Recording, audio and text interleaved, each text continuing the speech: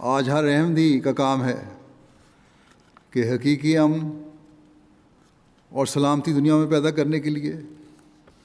خدا واحد پر اپنے ایمان کو پختہ کرے، خدا تعالیٰ کی محبت کو اپنے دلوں میں راسخ کرے کہ کوئی اور محبت اس کی جگہ نہ لے سکے۔ اس کے حکموں پر عمل کرنے کے لیے حضرت صلی اللہ علیہ وسلم پر اتری ہوئی تعلیم یعنی قرآن کریم کو اپنی زندگیوں کا حصہ بنائیں۔ جب ہمارے معیار اس حد تک جائیں گے، قرآن کریم کا ہر حکم اور حضرت صلی اللہ علیہ وسلم کا ہر ارشاد ہمارے قول و فعل کا حصہ بن جائے گا، تب ہی ہم دنیا کو اسلام کا حقیقی پیغام پہنچا سکیں گے۔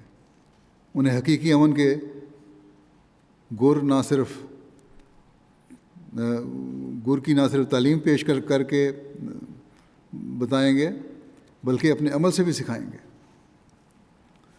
اور یہی دنیا میں حقیقی امن قائم کرنے کا ذریعہ ہے، اور یہی حضرت صلی اللہ علیہ وسلم کو امن عالم کا عظیم وجود ثابت کرنے کا ذریعہ ہے، یہی اسلام پر اعتراض کرنے والوں کے منہ بند کرنے کا ذریعہ ہے۔ بہرحال آج یہ کام مسیح موعود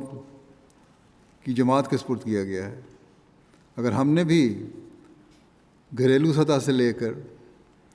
بین الاقوامی سطح تک اس کے مطابق اپنا کردار ادا نہ کیا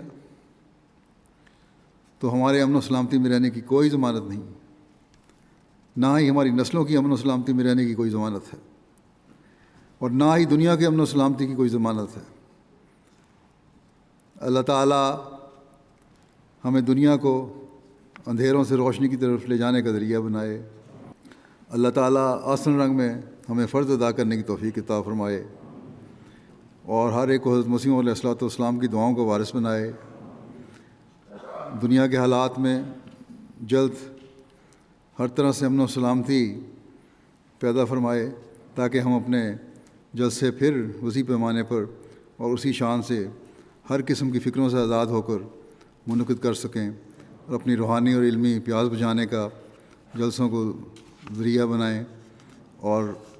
حقیقت میں اپنی زندگیوں کو اس اسلامی تعلیم کے مطابق ڈھالنے والے بن جائیں۔ اللہ تعالیٰ کے پیار اور اس فضل کو سمیٹنے والے ہم ہوں۔ اللہ تعالیٰ ہمیں اس کی توفیق دے۔